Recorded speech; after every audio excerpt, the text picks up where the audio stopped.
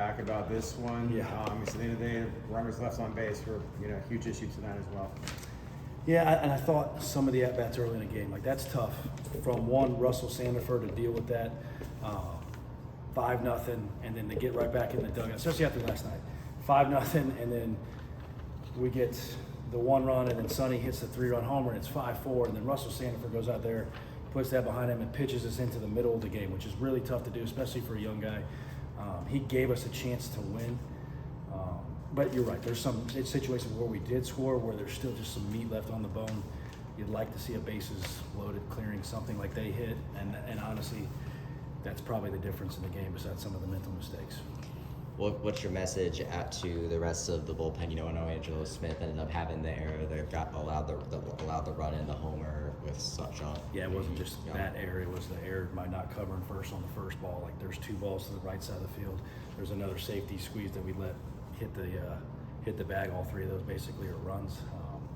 Those are unexplainable. I got to do a better job of coaching them through that. That's on me. Talking about Russell, though, just the fact he was able to bounce back and give you some innings is kind of, what's that thought process like? He's having a rough start. Like, were you close to kind of thinking about taking him out? I mean, West Virginia obviously did with their guy. Yeah, and you're at that point where we need some innings there. We were a little thin down there, and Wiley Hartney was getting ready, but the stuff was ticking up. The command was getting better, and he pitched his way through that, and we needed him to do what he did.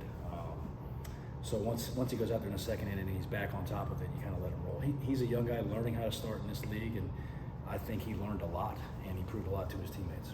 During the early stages of this game, you had Andrew Sundin getting three things for the 1 hit away from the triple away from the cycle. Just which is what we were seeing from him. Yeah, his at bats have been like that since we left Kansas State.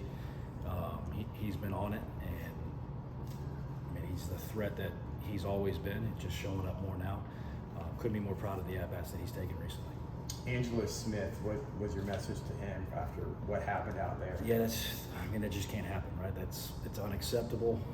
There's 1 that started off with that, 2, I've never seen that in baseball in my life.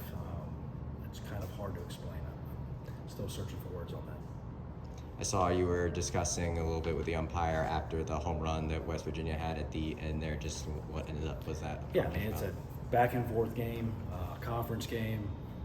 Dylan took exception to what their guy did against our pitcher, and I thought he handled it like a man and exactly how I would expect our catcher captain to handle it.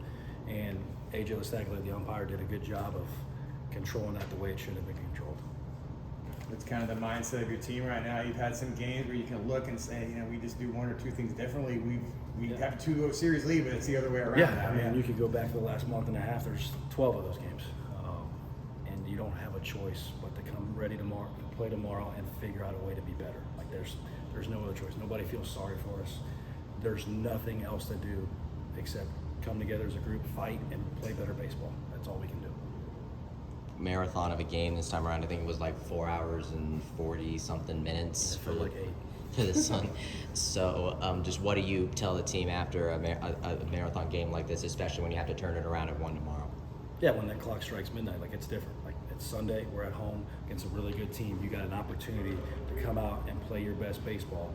Get yourself ready in the morning to go do it. Southside tomorrow. What's your bullpen looking like availability-wise? I mean, Wiley's still available. Stagliano will be available. Castellano will be available. So we'll try to mix and match and use some other guys. What do you think this team needs to do to avoid the sweep, and what do you think they can learn from the past 2 games to take the difference? Yeah, I thought the offense picked it up tonight.